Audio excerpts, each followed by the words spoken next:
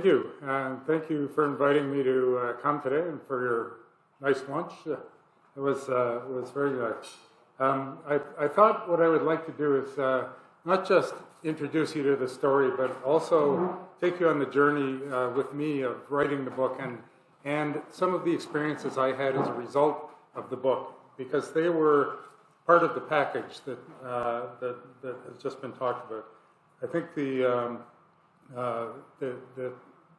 knowledge that I had of my father's wartime experiences was fairly limited.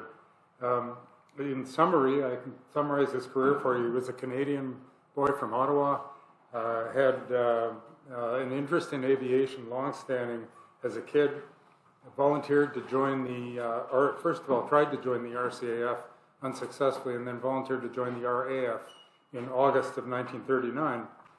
Just before the war went over, learned to fly, became a Spitfire pilot in the Battle of Britain, was shot down in 1941 over France, survived some significant injuries, eventually to be incarcerated in Stalag Luft III near Jagan in what is now Poland, was Germany at the time. He was the second last man out of the Great Escape Tunnel and one of 23 of the 73 recaptured prisoners who was not murdered by the Gestapo. He then survived in 1945 the Long March, which began in the coldest night of the year, January 1945, when the camp was vacated in the face of the advancing Russians. And they ended up in May that year just outside Lübeck, where he was liberated. So his wartime experience was really quite amazing. I first learned a bit about this when I was assigned to do a public speaking exercise in grade 5, I think, at Rockcliffe Air Base, where we lived at the time. And I, of course, had no idea what I was going to talk about. I went home and whined at my mother. And she said, well, why don't you talk about the Great Escape? I said, I don't know what that is. She said, go and ask your father. So I did. He helped me out, and I delivered my speech based on what he said. And I was really absorbed by this little package of his own experience. I got to learn more about it as I grew up. He kept in touch with his wartime pals quite regularly, and his service pals as a member of the Canadian Fighter Pilots Association and POW Association. He often popped up in the November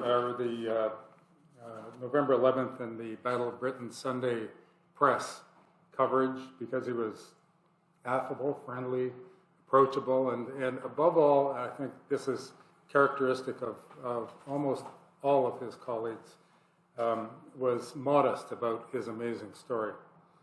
Now, I knew he had some artifacts that would be the foundation of his story, and these are some of them. In addition to the things that we pulled out of his shoeboxes of photos and collections of letters and that kind of thing, he had a scrapbook that was quite complete about his wartime experiences. He had written a fighter pilot's diary, basically, a day-to-day account of his flying experience, combat experience, and of course he had his logbook that articled every detail of his flying career. So these things, once we had found them, my sister and I, after his death, were obviously going to be the foundation of any story of his that we would want to tell. So after his death, we made a trip that year. He died in 1998. We made a trip that year to Biggin Hill. Biggin Hill was the preeminent air base in fighter command during the war in the defense of London. And this is the chapel, the back of the chapel at Biggin Hill, and there's a rose garden there, and that's where there are a number of memorial spots that hold the ashes of various people who were based at Biggin Hill.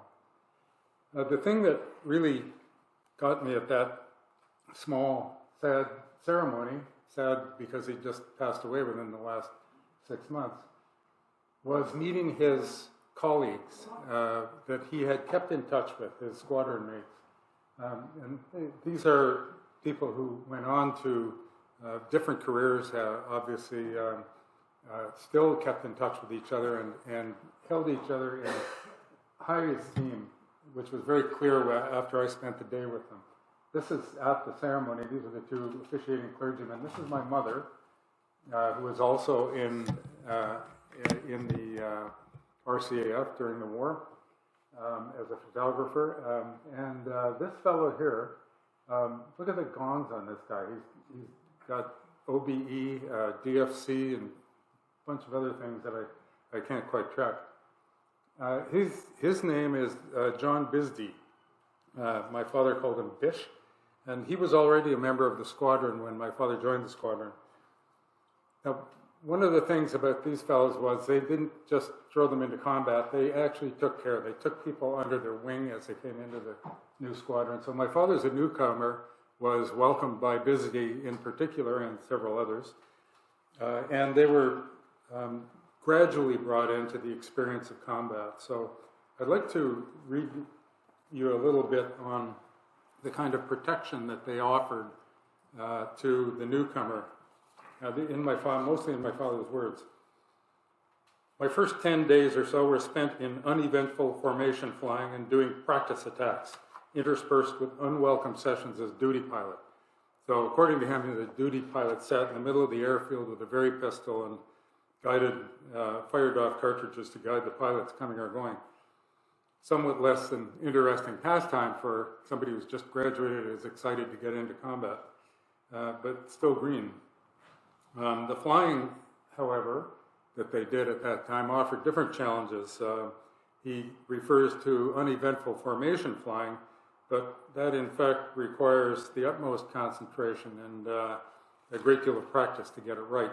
After the war, he admitted that flying beside the leader at 200 miles an hour requires a bit of judgment, so help me.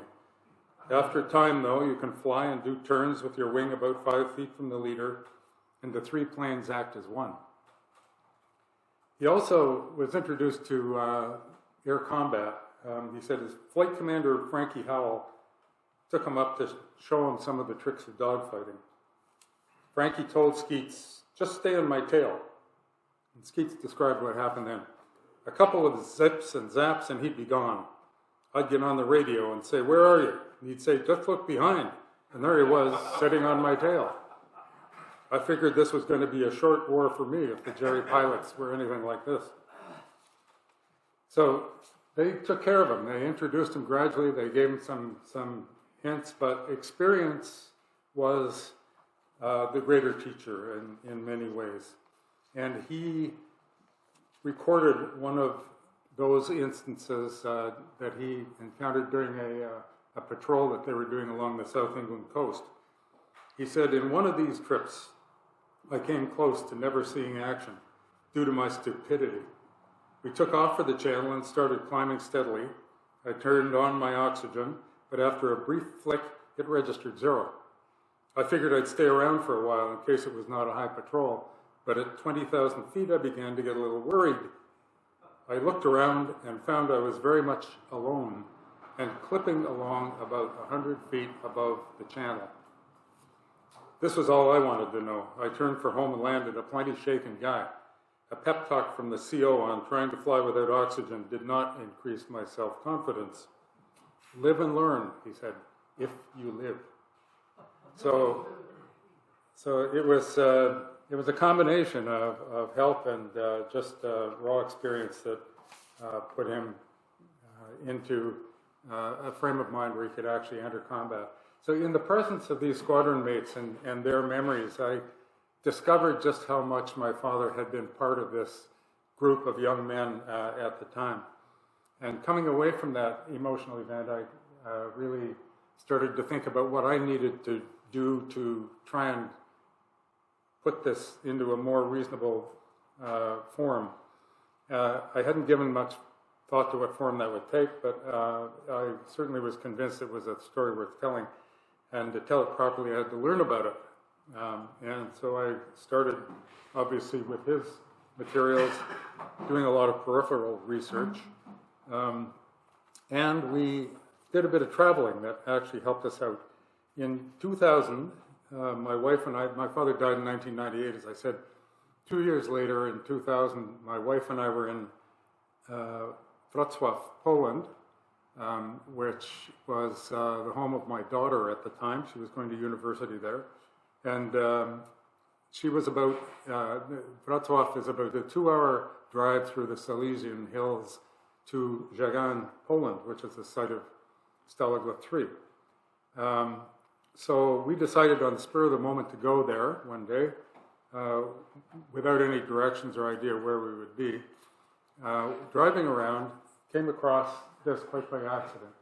Now, if you know the story of The Great Escape, you probably recognize that thing at the back as the cairn that was built by the inmates of Stalag Luft III to hold the ashes of the 50 who were murdered by the Gestapo after the escape.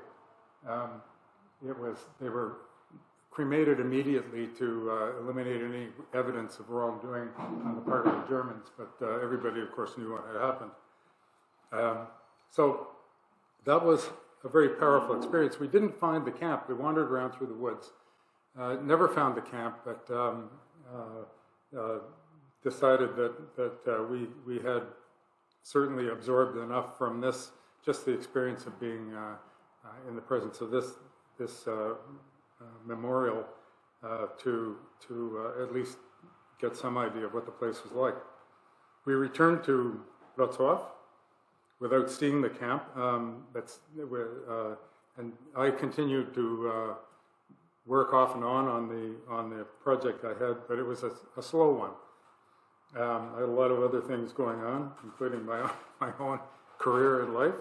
But in 2014, 14 years after this, the occasion arose of the 70th anniversary of the Great Escape.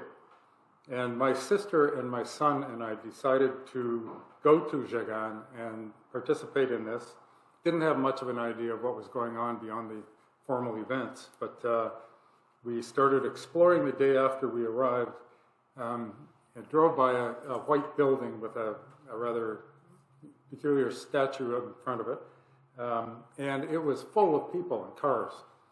We stopped, got out of the car, walked back near this building, and this is what I came across. My jaw just dropped. This here is a reproduction hut. So during the 14 years, there's none of this when we'd been there previously. During the 14 years, it recognized the historical value and appeal of the Great Escape story, probably partly because of the movie. They produced this replica hut here, and they had all these guys dressed up. These were Polish reenactors. Had them all dressed up in period uniforms, everything from there were a couple of guys wandering around with SS Death's Head hats on, and they had some Luftwaffe guys, officers. They had the Wehrmacht guys here. They had even an array of Commonwealth pilots' uniforms or aircrew uniforms that people were dressed up in various states of disrepair. This fellow here is interesting because he's wearing the trademark white turtleneck that Roger Bushell used to be seen in. Yeah. And Bushell, of course, was the architect of the Great Escape. So this just totally floored me, but it led into a full day of basically recreation actions, and I'll just show you some of them briefly. They had all authentic wartime equipment as well as the uniforms. The barbed wire. They had this fellow came up in this BMW with a sidecar. And all of the acting inmates got into the spirit of the thing when he couldn't get this started again after he'd gotten off and went to talk to one of his people. So he was kicking this thing again and again, trying to get it going. Every time he did it, they'd sort of jeer him a little bit louder. It was just like you could imagine the inmates of the camp would have done. And of course, once he got it going, everyone cheered, and off he went. They had this is a Kugelwagen that's predecessor to the Volkswagen. These things are rare as hen's teeth now. And there's a couple of the guys dressed up as Luftwaffe officers. You can see all the uniforms. I mean, being surrounded by this out of the blue and unexpectedly was just an amazing experience. This is your typical kind of, or archetypical vision of a Wehrmacht patrol, guard wandering around with his monster Alsatian, a little oversized fellow in a trench coat. The other escape that famously took place from Stalag Luft III was the wooden horse escape. I don't know if you're familiar with that. But they also brought out a probably not a very authentic replica of a wooden horse, but just to try and demonstrate that this was part of the history of the camp. Then at the end of it, they had a full-scale firefight. They all had blanks in their armaments, their pistols and rifles. They had put together a kind of skit, if I could call it that, of a reenactment of a resistance group picking up an Allied airman and then being intercepted by the Germans and fighting it out. And this went on for about 20 minutes with continuous gunfire the whole time. It was really quite an extraordinary experience. So that was I guess my introduction to what was becoming a more public attraction now here at Chagrin. So after that was done, we decided to try and find the site of the camp proper, which we'd been unable to find before. So we got some instructions, drove off into the woods, and again got lost. Got out of the car and started walking through the woods. And the woods, you can see that this was all open territory 70 years before. The trees have grown up in between these supports that are the bases of the huts at the time. This is my sister, and this gentleman named Steve Darlow. I'll tell you a little more about him later. But you can see that it's little more than a kind of almost an archaeological site now. There's Steve on the site of what was the camp theater. They got permission, the inmates, to put up a theater, or put down a theater, as it turns out. This area here is all dug out of the sand and slope so that they could set the seats up that they built out of the Red Cross crates in a slope so that you could see over top and up to the top of the stage where Steve is gesticulating here. A little farther down, we came across this, which is the set of markers of the actual tunnel site. The entrance, these white stones here are all engraved with the names of the people who participated in the Great Escape, 76 names. The ones in blue are survivors. The ones in black are the ones who were killed. This I took from a replica guard tower that had been built for this particular occasion. And it shows you not just the extraordinary length of this tunnel, but also the two little areas that they had enlarged to allow people to turn around. The tunnel was only, imagine this, 350 feet long, 2 feet by 2 feet.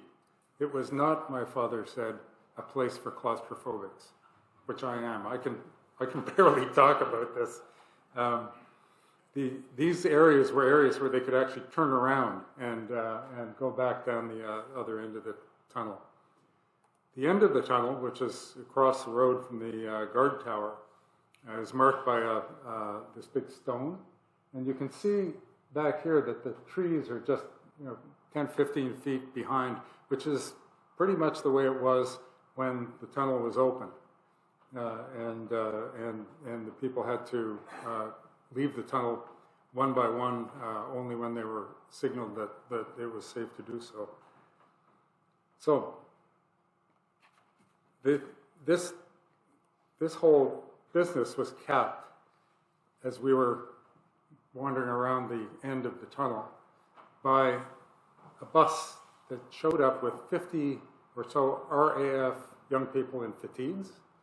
They got off the bus and milled around, and then these two gentlemen here, I'm sorry you can't see his face. This was a tech fail.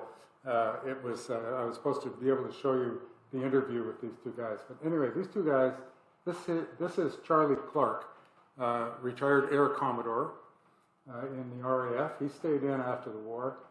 This is Andy Weisman.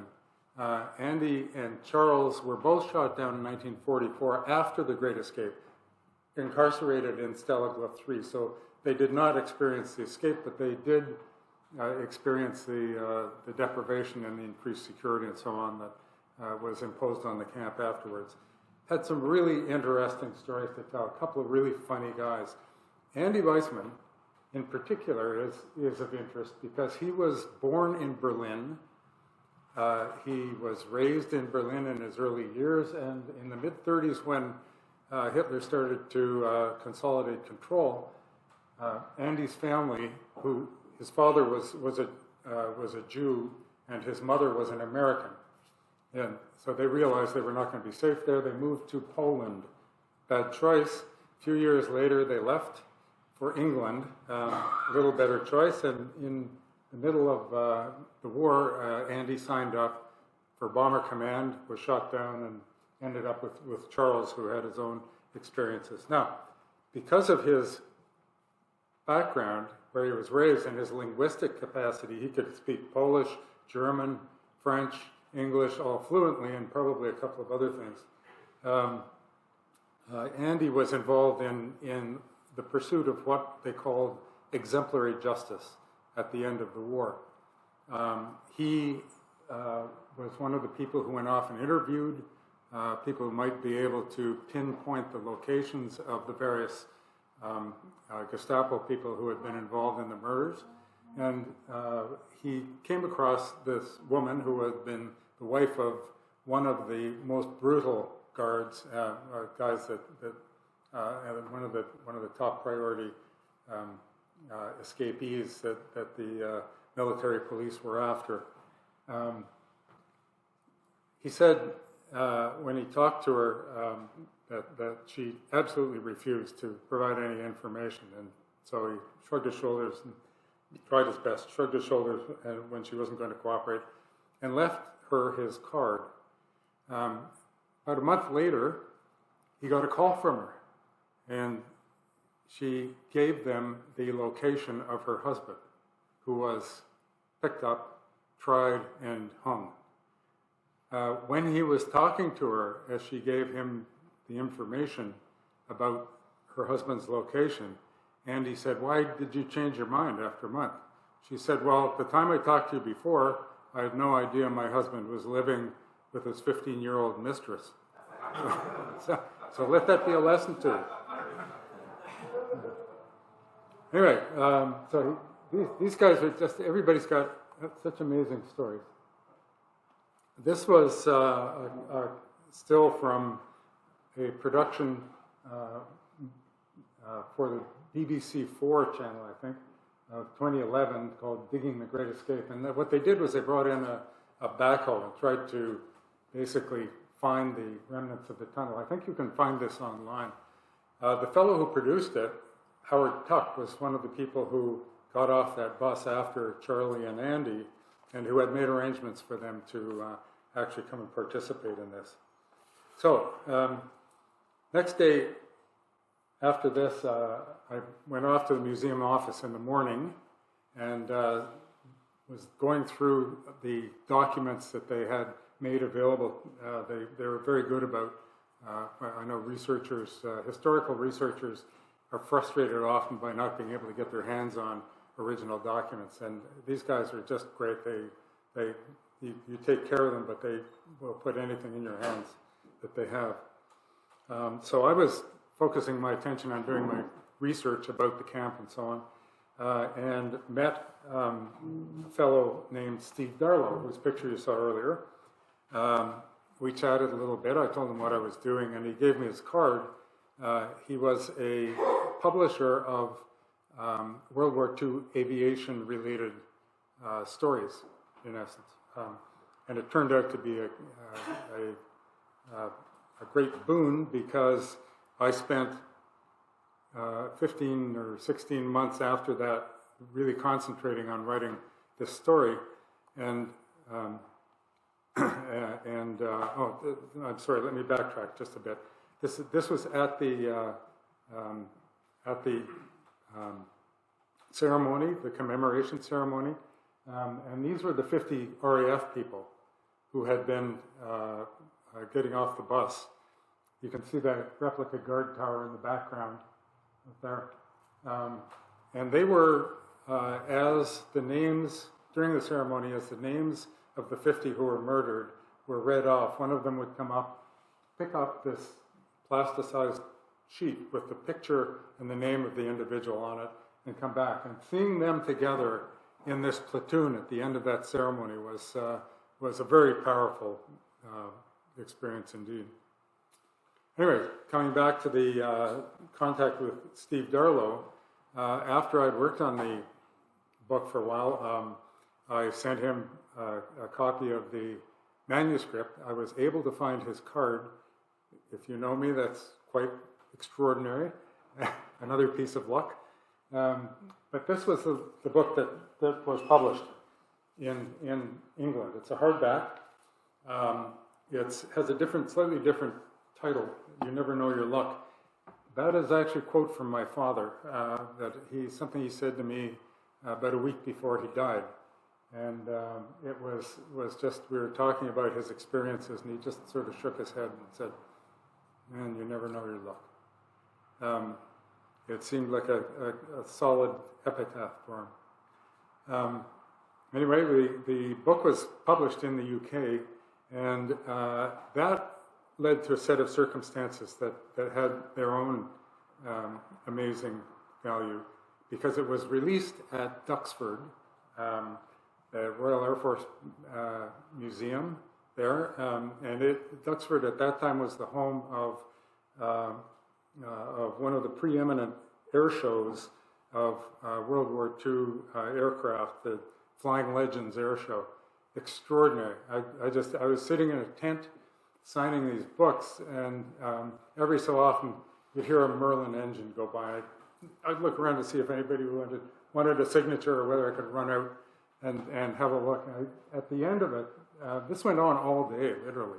At the end of it, they flew together in what they called the peloton, their final act of the air show. And I counted in this grouping more than 20 Spitfires. 20 Spitfires. I think I'd never seen one before. Actually flying. So for me, it was just absolutely wonderful. After the air show, Steve had made other arrangements as well to go down to RAF Hendon Museum.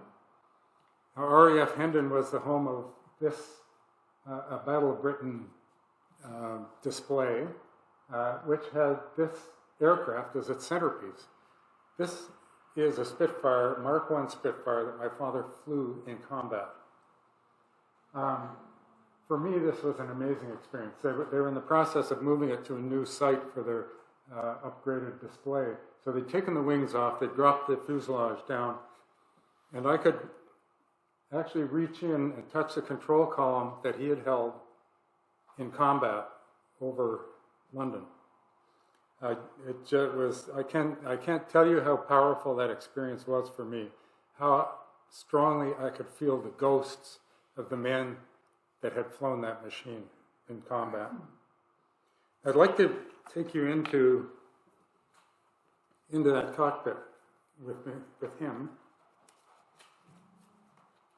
on a couple of occasions. One was the first one was actually not in this airplane, but it was the first time that he got into combat.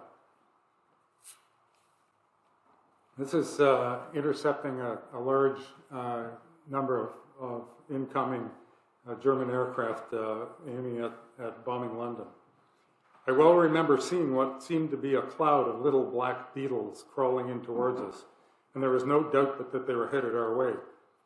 We were given orders to engage and positioned ourselves as best we could in the sun to one side and above the bombers. I was third in the leading section, and following Squadron Leader Darley and Mike Staples, I half rolled and dove in on a beam attack on a formation. Mike Staples, I think, must have hit one because he pulled up and over, giving me a clean shot at his belly.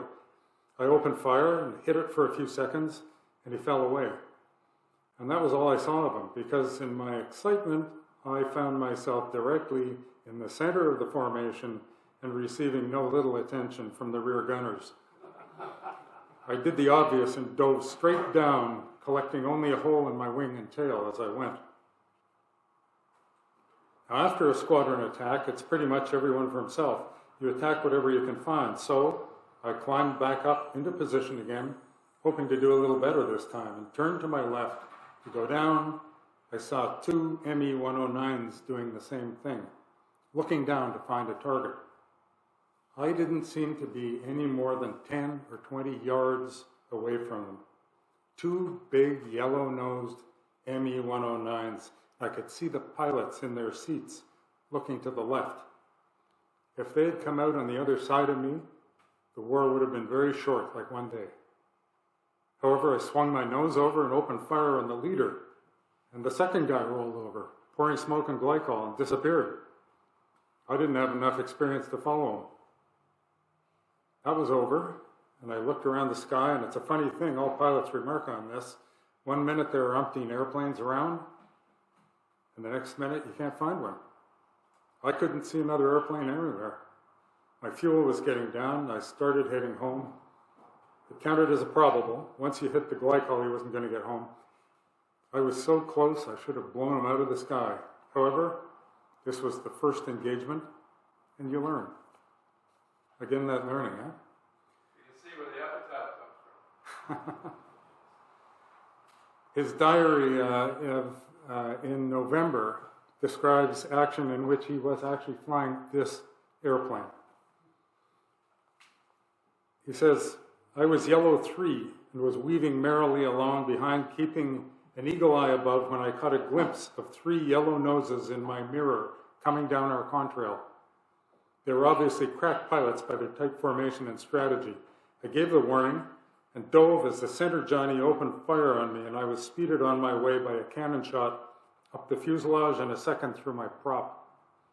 We heard Dogs Dundas say that he had clobbered a 109, and that's the last we heard from him. There must have been a second one on his tail. Paul Bayon was also clobbered and jumped. I followed him down to the sea about 20 miles off Bournemouth, but he must have been hit because he gave no sign of life. At any rate, he wasn't picked up. On top of all that, while I was circling the spot, one magneto packed up, and I sweated blood before I reached base with the engine vibrating badly. What a bloody day. And it developed that the Jerry Dogs got was von Vick, leader of the Richthofen Squadron, who had destroyed some 56 planes to date. I have a horrible feeling that I was damn near his 57th. Poor Dogs. The award of a bar to his DFC has just come through. So, pretty extraordinary action for a young man. How old was he at this time? He would have been 26, 25, 26.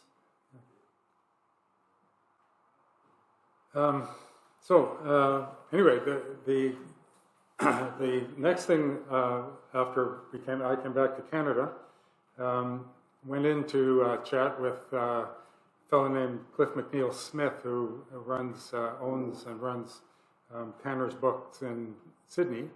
He's a great supporter of local authors.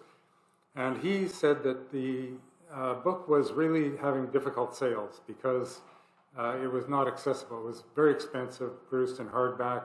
By the time you paid the exchange from England and so on, it was almost outside the price range of most people who'd be interested.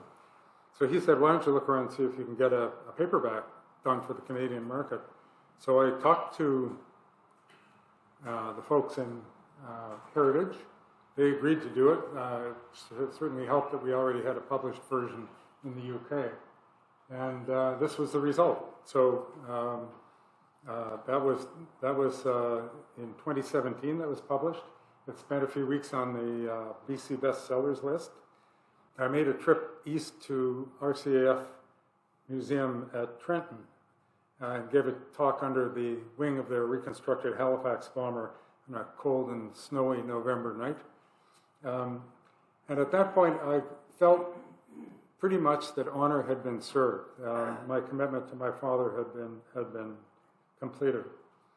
The circle completed, but in some regard, Trenton was my father's first posting after he came back, and it was also my birthplace. So I began working on other projects, but it turned out that this was not the last of my father's story. He had some hidden things to reveal to us. In March 2019, my sister and I decided to go back to Jagan again for the 75th anniversary of the Great Escape. And now, before I left, I'd already had an introduction through a friend to a fellow named Ian Brown, who lives in East Sussex on the edge of Kent, right where all these airplanes were falling out of the sky during the war. He has a lively interest in aviation wartime history, and just before the end of 2019, before we were to depart, Ian sent us this clip. Want it requires Wi-Fi for me to play it for you. It is accessible on YouTube if you want to have a look at the... A new museum dedicated to the history of the Second World War airbase at Biggin Hill in Kent is opening its doors today. The multi-million-pound museum tells the story of the hundreds of RAF pilots who died fighting the Luftwaffe from the base which Churchill called his strongest link during the Battle of Britain. Our correspondent Duncan Kennedy is there for us now. Duncan. Well, Rita, this Spitfire may be covered in snow here today, but in the summer of 1940, it was hot and humid here.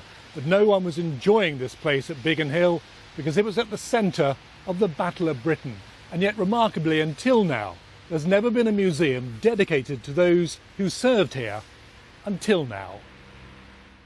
If a battle can have a home, then Biggin Hill was the home to the most decisive of battles. To render what we owe to the few who saved the many. In 1940, this grass airfield was the front line against the Germans.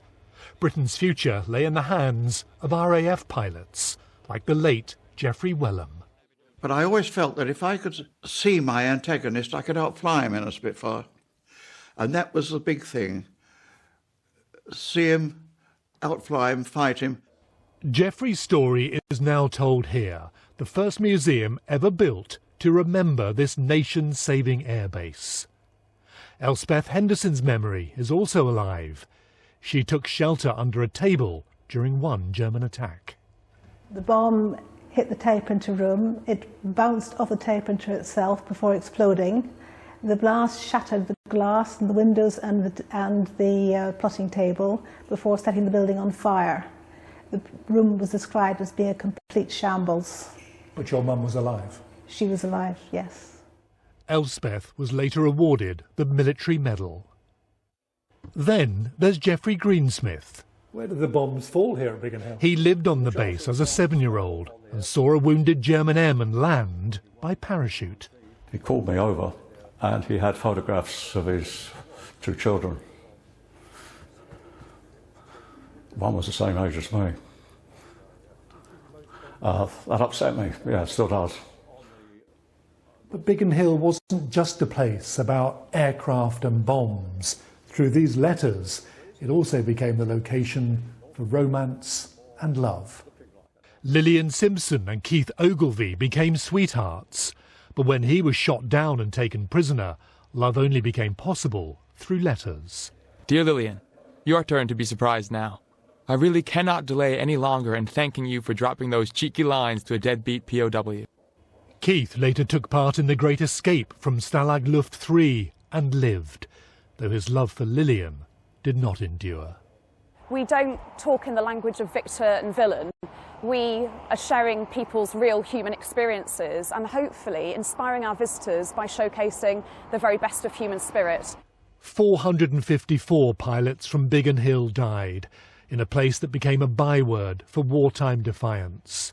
And now a museum chronicles the airfield that saved Britain. Well, there is a debate going on about whether the RAF should remember its wartime actions. Just last week, the Bomber Command Memorial was daubed with paint in London. But certainly here at Biggin Hill, they say those who sacrificed everything in war should be remembered. Whole thing, it's about 3.5 minutes long. But basically, it talks about the museum, this new museum, basically being surprisingly late in coming to the game of records of commemorating the experience of the Battle of Britain, especially given Biggin Hill's amazing story. The thing about it was that the young woman who was assigned to be curator had the vision of not just celebrating the military history of Biggin Hill, but also talking about the relationship between the people who went through Biggin Hill and the local community. And at the end of this clip, there is a scene where they bring together two pictures, one of a local girl named Lillian, and the other one of my father. I didn't know who the hell Lillian was. And they said this was, there was romance and love and so on. I didn't know who Lillian was. Ian, in his email to me, where he sent this this website, asked, "Is that your mother?" Well, it wasn't. So I was gobsmacked. I knew my father and mother had met as well during their time in London before he was shot down. Anyway, I was determined to investigate. I'd already organized around that 75th anniversary a sort of quick tour of a number of places. I'll just give you a quick idea of what they were. After we were at Jagan, we went up to a place called Poznan, not far away, which is the site of the Commonwealth War Graves, one of the Commonwealth War Graves cemeteries. This one happens to be an addition where a number of aircrew members are interred, the place where the ashes of the 50 were brought after the end of the war from the site of Stalag Luft III. And these are the stones that they had erected in their memory. We went on to Hendon again, and this time the airplane's up in one piece. I had to look around, a really close look at the airplane to see if I could see where he had got this shot up as fuselage, and there are 2 or 3 areas that were obviously repaired, sheet metal repaired. All painted over, of course, but you could see that there was no hatch or anything there, or this chunk of aluminum had been riveted onto the skin, the existing skin of the fuselage. So that was a kind of really great opportunity to see that he was probably not the only one who got into trouble in this aircraft, because there were more than one holes that had been repaired. We headed up to the north of England, or mid-center of England, to a place called Lincolnshire. This is the Petwood Hotel that we had made blind arrangements to stay at.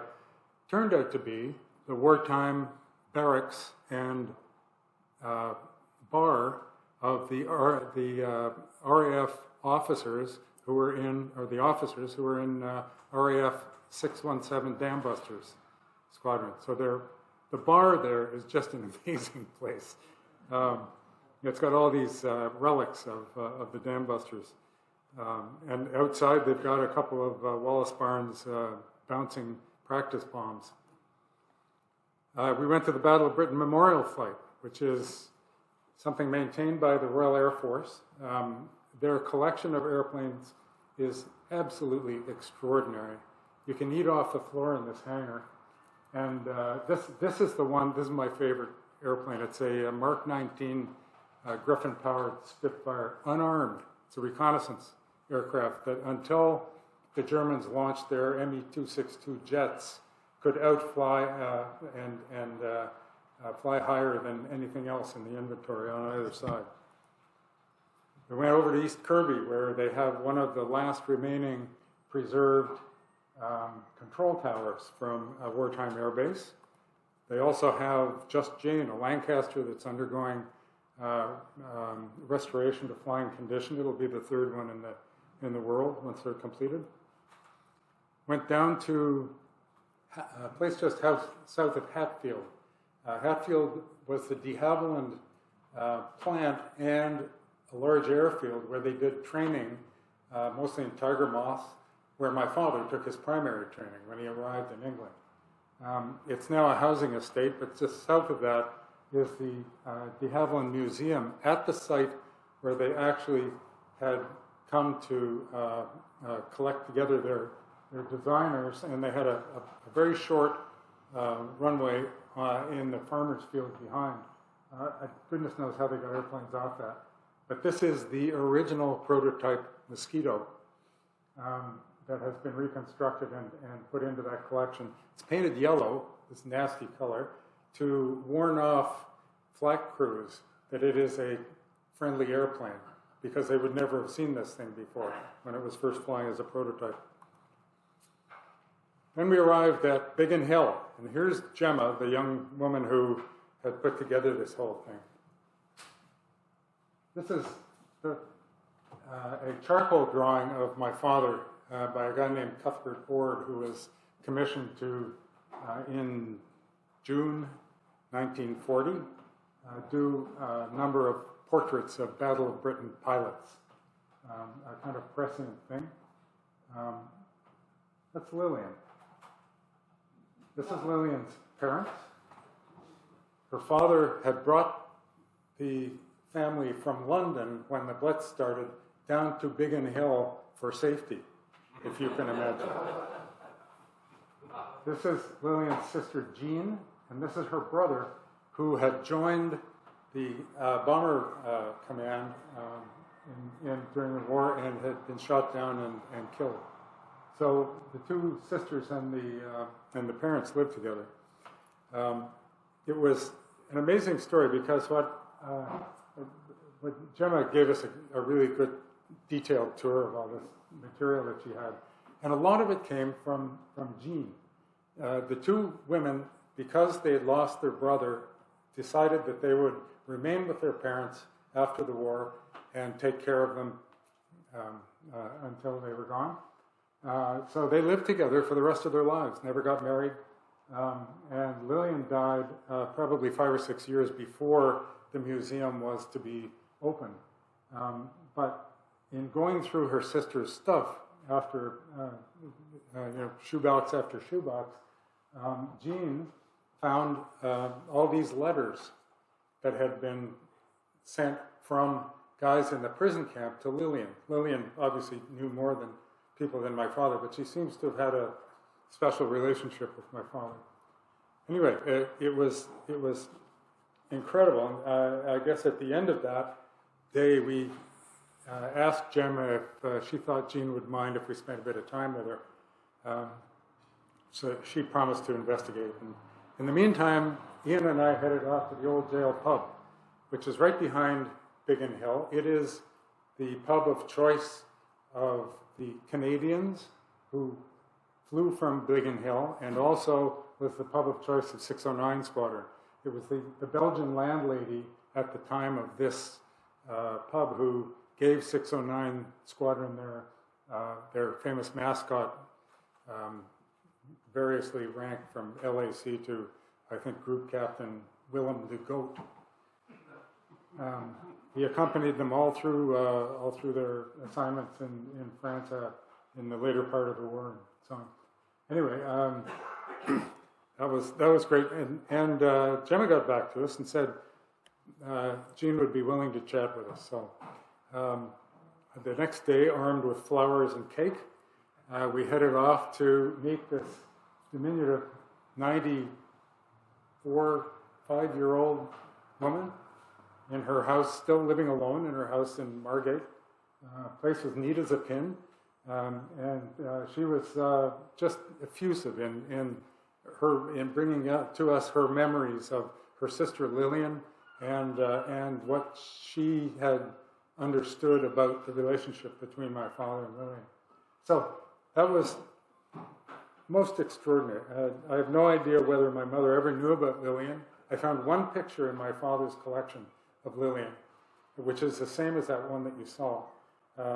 And it's inscribed at the back, to Keith, love Lillian. And it would have been sent to him in the prison camp. So I don't know whether my mother ever knew about Lillian or vice versa. I know that the two of them, my mother and Lillian at least, corresponded regularly with him in the prison camp. And that those letters were in large part what sustained him through the 4 years that he spent in Stalag Luft III. So that's the book. That's the story of some of my amazing experiences around the book. Here's me, a senior who finally got to know as my folks in a way that I never did before, doing things in their 20s that I could not possibly imagine. So it was quite a ride, and I hope it's been as interesting for you. Thank you.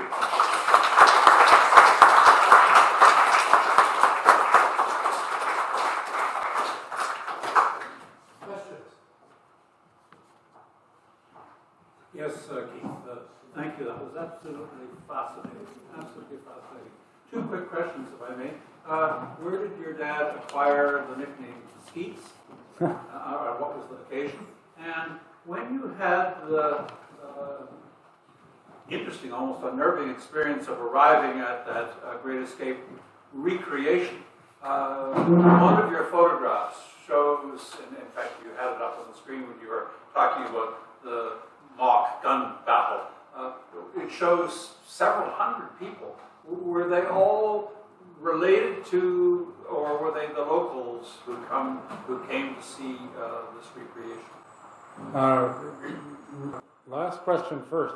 They were locals for the most part. There were some people from outside, but as I said, nobody had publicized anything. It was the museum itself that had publicized and organized all of these kind of commemorative events, with the exception of the actual ceremony that took place at the mouth of the tunnel. So there's a lot of interest there, and it is frankly a huge tourist attraction now. The first question: my father played football and was quite a good running back, and got the name Skeeter in his late high school days. Thank you. I'm really curious. Has your father ever seen the movie The Great Escape? And if so, what did you think of it? Yes, he saw it, probably more than once. Like almost everyone else of his ilk who had seen it, they said the recreation of the environment and so on was actually pretty accurate. But the action was nonsense. I'm not sure that was the word he used, but... So how did he get shot down? What was the battle scene? He was on a patrol. They at first, I guess up until about December, the RAF was flying an entirely defensive action over England. As the new year came around, the Germans cut back on their attacks on England, and the RAF decided they would start going after them over France. So he was flying from the beginning of January from Biggin Hill. I think they moved to Biggin Hill in December. From the beginning of January right through, he had flown every fighter sweep over France that the squadron had been assigned to.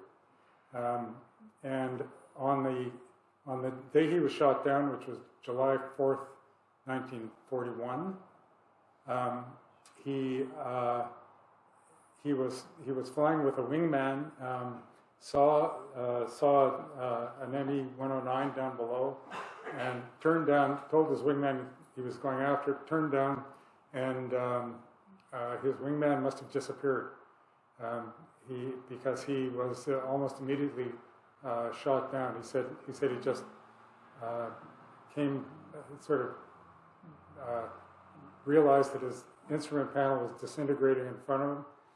He huddled up behind the seat, the armor in the seat.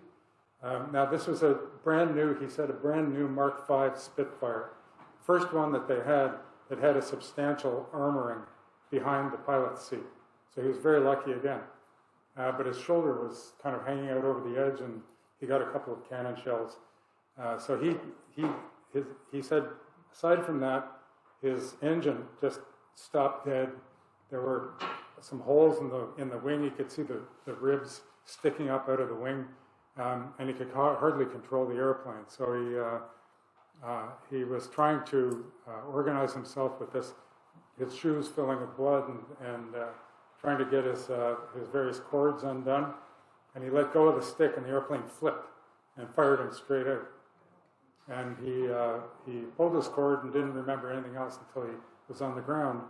And there were some Frenchmen that were trying to get him up and get him to move, and there's no way he was going to go anywhere. So the Germans came and took him to a German officer's emergency clinic, where they sewed him up and I guess filled him up with blood.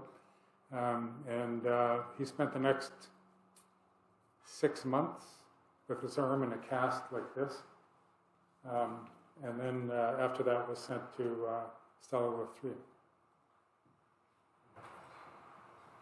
I'm interested to know a little bit about your mother's experience. Were they married before he was shot down? And no. Did she ever relate? But she had a relationship with him. She knew him. But she didn't relate what it was like to be writing to somebody who was a prisoner of war, somebody she knew and he shot down, injured.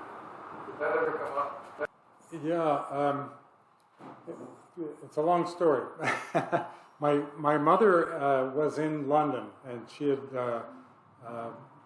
at this point she had not joined the RCAF yet. She was working in London, and she went out one evening and met my father at one of the London clubs, and they got to know each other, but they were never terribly serious before he was shot down. They were serious enough that they started to correspond, and my father was a bit of a joker, sort of. You can see from the letters that are on the website at the Battle of Britain Museum at Biggin Hill that he was very light about it, but I think there was a lot under the surface. When he was shot down, he and my mother, the day he was shot down, July the 4th, and it was supposed to be the opening of the new American Club in London. And my mother had somehow copped tickets. They were absolutely rare as hen's teeth. And she had somehow copped tickets, asked my father if he wanted to go, and he said, yeah, great, I'll go with you.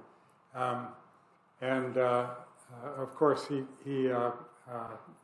never showed up to pick her up. She was all dressed up, and she was just mortally angry, as only she could get, at him, and just would have happily murdered him, I'm sure. Except the next morning, his CO knew that they had a kind of budding relationship and phoned her up to explain why he hadn't shown up. They kept in touch over the course of his incarceration. At the end of the war, she was on holiday up in the Lake District, and he found out where she was, went up and visited with her, and they obviously grew close. And when he was sent back first to Canada, when she came back to Canada, repatriated in later that summer of 1945, they met up in Niagara Falls, of all places, and he proposed to her, and they got married. Oh. But her story is very much part of this book as well, obviously. What did your father do after the war? He stayed in the RCAF. He flew until, I think, 1963, when he was forcibly retired as an old fart at the age of 45 or something. Did he regain full use of his arm? He was very lucky. He had these massive scars that used to fascinate people on the beach, but he, for the most part, could use his arm quite well. He flew until he retired. What did he fly? Sorry? What was he flying? No, he was, when he came back with the RCAF, he flew. I looked in his logbook to see what he was flying, and he was posted to 6RD in Trenton, and 6RD had was essentially just a moving house for military aircraft, and they had, so he flew everything he could get his hands on. He flew. He was qualified on jets eventually, and although he didn't like them, he had another fellow that he flew with, and they made a deal that if it had pistons, my father would fly it. If it sounded like a vacuum cleaner, the other guy would fly it. And he, after, I think for the most part, he flew Dakota and C-45 Expediter. That was the first plane I ever flew in. It was an Exploder. Did he, sorry to keep you, but I'm just interested. I mean, he came back, obviously hadn't flown for 4 years. No. He came back to Canada, joined the RCAF, and he started refreshing training. Yeah, well, initially they assigned him as a tower operator in Trenton, and he convinced them to put him through a refresher course. He did, and then in his, not long after that, he had in his logbook a flight in a Mustang, and I thought, man, that must have been some experience for him, coming back and after 5 years and piling into this gorgeous little piece of machinery, being able to go off and play. I got a question about the Stalag 3.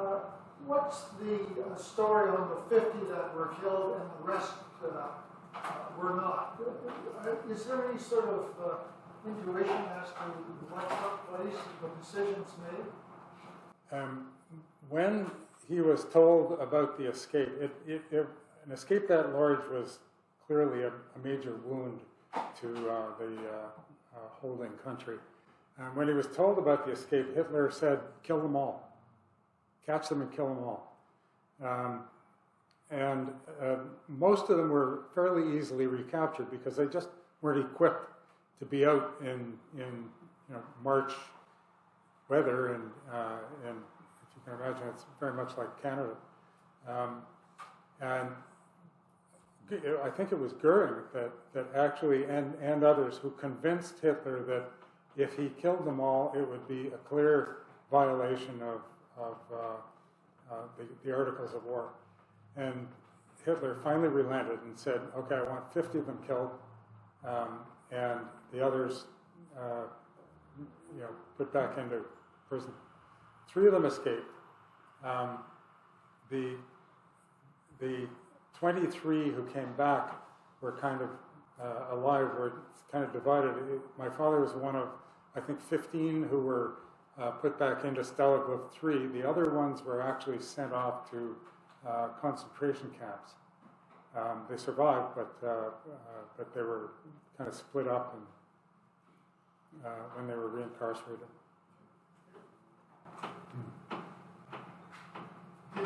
Did your father ever have any interesting insights into some of the other great escapers? Like I think Roger Bushell, did he ever mention what it was like when Roger Bushell was organizing it? The answer about Bushell is no. I don't remember him saying much about Bushell. I mean, there were eventually 10,000 people in this camp. So even within the escape community, not everybody knew everybody else. And Bushell was a pretty solitary figure. My father, during his time in the camp, was in charge of the Red Cross parcels. So he was actually going through them and kind of organizing their disposition, but also pulling things out that had been secreted in various parts of the parcels to assist in escape attempts. He was working on the Red Cross parcels. That was his contribution to the escape. Also, he had I don't know if you remember in the movie, James Garner at one point lifts a wallet from a German guard. My father did that. He was wandering by one day, and some of the guards were pretty casual. They were older guys. They were guys who were not really suited for frontline fighting.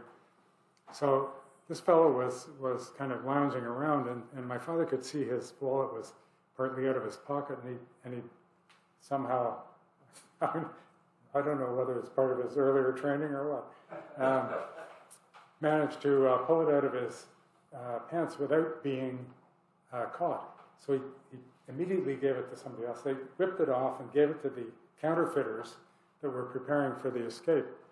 And they copied all the passes and documents and stuff that they needed to, put the wallet back together and gave it back to my father without this guy noticing. So my father said he got the wallet back, and he immediately went over and said, hey Hans, I think you dropped this. And my father said he went as white as a sheet. He could not believe that had come out of his pocket. He said, oh, Mr. Ogilvie, I'm so grateful. He said, if I lost this, it would be Russia. And so anyway, he put it back in his pocket and never knew that it had been taken and copied and returned. Yeah. Thank you very much.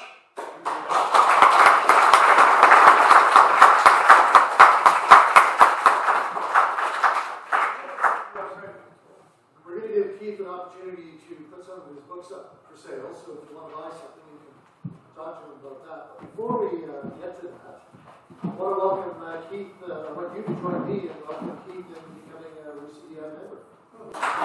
Thank you.